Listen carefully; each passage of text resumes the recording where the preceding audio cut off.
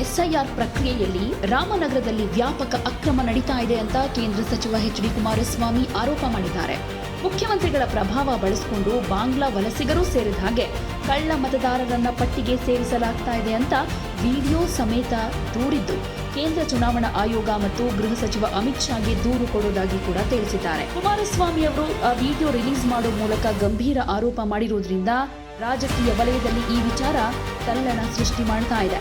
ರಾಜ್ಯದಲ್ಲಿ ಎಸ್ಐಆರ್ ಮಾಹಿತಿ ಸಂಗ್ರಹಣೆ ಪ್ರಕ್ರಿಯೆ ಚುರುಕಾಗಿ ಸಾಗ್ತಾ ಇದ್ದು, ಇದರ ಬಗ್ಗೆ ಮೊದಲಿಗೆ ಮುಖ್ಯಮಂತ್ರಿಗಳೇ ಸಾರ್ವಜನಿಕವಾಗಿ ಮಾಹಿತಿ ಕೊಟ್ಟಿದ್ದು, ಸರಿಯಾದ ಮಾಹಿತಿ ನೀಡಿದಿದ್ರೆ ಅಥವಾ ಯಾವುದೇ ಕಾರಣಕ್ಕೂ ಲಿಸ್ಟ್ನಿಂದ ಹೆಸರು ಹೊರಹೋದ್ರೆ ಭವಿಷ್ಯದಲ್ಲಿ ಸರ್ಕಾರದ ಗ್ಯಾರಂಟಿ ಯೋಜನೆಗಳು ಸೇರಿದ ಹಾಗೆ ಯಾವುದೇ ಸರ್ಕಾರಿ ಸವಲತ್ತು ಸಿಗದೆ ವಂಚಿತರಾಗಬೇಕಾಗುತ್ತೆ ಅಂತಾನು ಹೇಳಿದರು. ಹೀಗಿರುವಾಗ ರಾಮನಗರದಲ್ಲಿ ನಡೀತಾ ಇರೋ ಬೆಳವಣಿಗೆಗಳ ಬಗ್ಗೆ ಆಘಾತಕಾರಿ ವಿಡಿಯೋವೊಂದನ್ನು ರಿಲೀಸ್ ಮಾಡಿರುವ ಕುಮಾರಸ್ವಾಮಿಯವರು ಮುಖ್ಯಮಂತ್ರಿಗಳ ನೇರ ಪ್ರಭಾವದಿಂದ ಅಕ್ರಮಗಳು ಸರಾಗವಾಗಿ ಸಾಗ್ತಾ ಇದೆ ಅಂತ ದೂರಿದ್ದಾರೆ.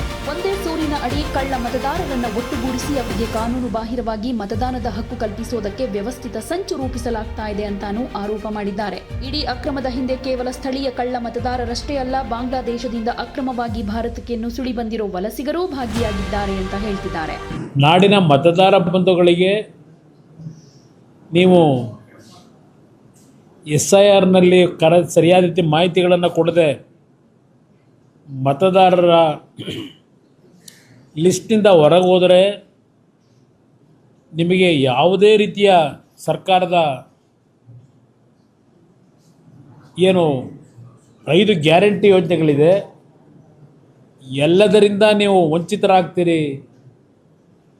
ಈ ಒಂದು ದೊಡ್ಡ ಪ್ರಚಾರದ ಮುಖಾಂತರ ಮುಖ್ಯಮಂತ್ರಿಗಳು ನಾಡಿನ ಜನತೆಗೆ ಜಾಗೃತಿ ಮೂಡಿಸ್ತಕ್ಕಂಥ ಕೆಲಸ ಮಾಡಿದಂಥ ಹಿನ್ನೆಲೆ ಇರಬೇಕು. ಬಹುಶಃ ಪ್ರತಿನಿತ್ಯ ಆ ಕಾಂಗ್ರೆಸ್ನ ಅಧ್ಯಕ್ಷರು, ಕಾಂಗ್ರೆಸ್ನ ಮುಖಂಡರುಗಳು ಎಸ್ಐಆರ್ನ ಒಂದು ವಿಷಯದಲ್ಲಿ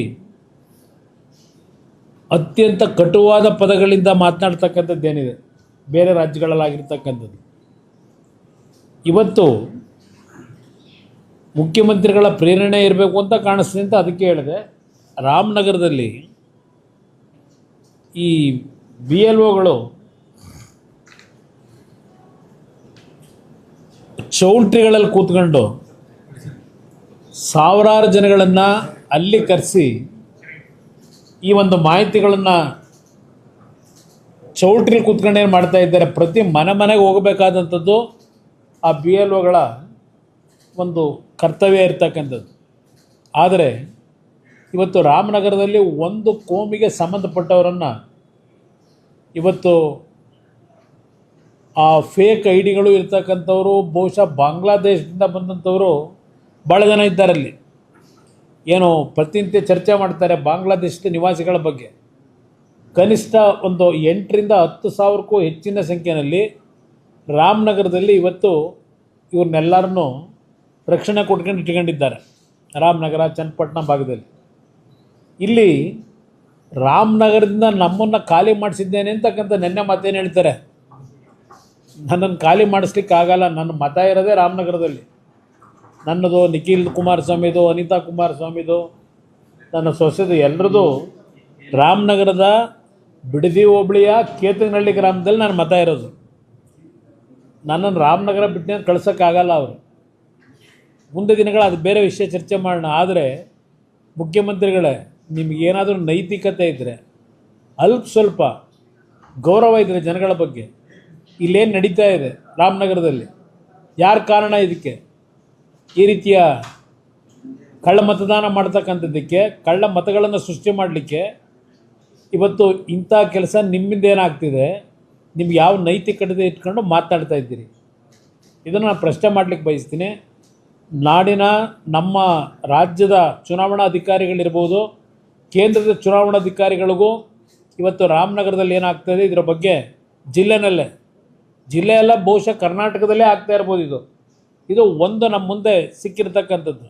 ಇವತ್ತು ಇಲ್ಲಿ ಯಾವ ಒಂದು ಕಳ್ಳ ಮತದಾರರಿದ್ದಾರೆ ಅವರನ್ನು ಇವತ್ತು ನಿರ್ದಾಕ್ಷಿಣ್ಯವಾಗಿ ಆ ಮತದ ಒಂದು ಕಳ್ಳ ಮತದಾನ ಮಾಡ್ತಕ್ಕಂಥದ್ದಕ್ಕೆ ಸೃಷ್ಟಿ ಏನು ಮಾಡ್ತಾ ಇದ್ದಾರೆ, ಮತದಾರ ಪಟ್ಟಿಯಿಂದ ಅವರನ್ನು ಸಂಪೂರ್ಣವಾಗಿ ಚುನಾವಣಾ ಆಯುಕ್ತರು ಇವತ್ತು ಯಾವ ರೀತಿಯಲ್ಲಿ ಹಲವಾರು ರಾಜ್ಯದಲ್ಲಿ ಕಠಿಣವಾದಂಥ ಕ್ರಮ ತೆಗೆದುಕೊಂಡಿದ್ದೀರಿ. ಆ ಕ್ರಮವನ್ನು ತೆಗೆದುಕೋಬೇಕು ಅಂತ ಹೇಳಿ ಮನವಿ ಮಾಡ್ತೇನೆ, ಆಗ್ರಹ ಮಾಡ್ತೇನೆ. ಚುನಾವಣಾ ಆಯೋಗದ ವೈಫಲ್ಯನೇ ಇಲ್ಲ, ಸರ್ಕಾರದ ಅಧಿಕಾರ ಇಲ್ಲ, ಸರ್ಕಾರದ ದುರ್ಬಳಕೆ ಇದು. ಇಲ್ಲಿ ಚುನಾವಣಾ ಆಯೋಗದ ದುರ್ಬಳಕೆ ಅಲ್ಲ. ಇಲ್ಲಿ ಇರ್ತಕ್ಕಂಥವರು ಈ SIRನ ಏನೋ ಒಂದು BLOಗಳೇನಿದ್ದಾರೆ, ಈ ಕೆಲಸವನ್ನು ನಿರ್ವಹಣೆ ಮಾಡ್ತಾ ಇರತಕ್ಕಂಥದ್ದು ರಾಜ್ಯದ ಅಧಿಕಾರಿಗಳು, ರಾಜ್ಯ ಸರ್ಕಾರದ ಅಧಿಕಾರಿಗಳು ಕೆಲಸ ಮಾಡ್ತಾ ಇರೋದು. ಇದಕ್ಕೆ ಪ್ರೇರೇಪಣೆ ಈ ರಾಜ್ಯದ ಮುಖ್ಯಮಂತ್ರಿ, ಇವತ್ತು ಅವರು ಪ್ರೇರೇಪಣೆ ಅಂತಕ್ಕಂಥದ್ದು ನನ್ನ ಅಭಿಪ್ರಾಯ. ಅದರಿಂದ ಇವತ್ತು ಚುನಾವಣಾ ಆಯೋಗ ಗಮನ ಹರಿಸಬೇಕು ಈ ವಿಷಯದಲ್ಲಿ. ತಕ್ಷಣ ಇದು ಕ್ರಮ ತೆಗೆದುಕೊಂಡು ಅತ್ಯಂತ ಸೂಕ್ತವಾದಂಥ ರೀತಿಯಲ್ಲಿ ಇದು ಪ್ರಾಮಾಣಿಕತೆಯಿಂದ ಇವತ್ತು SIRನ ಪ್ರಕರಣ ಇವತ್ತೇನು ಪ್ರಕ್ರಿಯೆ ನಡೀಬೇಕಾಗಿದೆ, ಅದು ನಡೀಬೇಕು ಅಂತಕ್ಕಂಥದ್ದನ್ನು ಮನವಿ ಮಾಡ್ತೇನೆ. ಯಾವುದೇ ಸುದ್ದಿಯ ಅಪ್ಡೇಟ್ ಅನ್ನ ಮಿಸ್ ಮಾಡ್ಕೊಳ್ಬಾರ್ದು ಅಂದ್ರೆ ಈಗ್ಲೇ ಒನ್ ಇಂಡಿಯಾವನ್ನ ಸಬ್ಸ್ಕ್ರೈಬ್ ಮಾಡಿ. ನಿಮಗೆ ಬೇಕಾದ ಭಾಷೆಯಲ್ಲಿ ಎಲ್ಲಾ ಸುದ್ದಿ ತಿಳಿಬೇಕು ಅಂದ್ರೆ ಒನ್ ಇಂಡಿಯಾ ಆಪ್ ಅನ್ನ ಡೌನ್ಲೋಡ್ ಮಾಡ್ಕೊಳ್ಳಿ.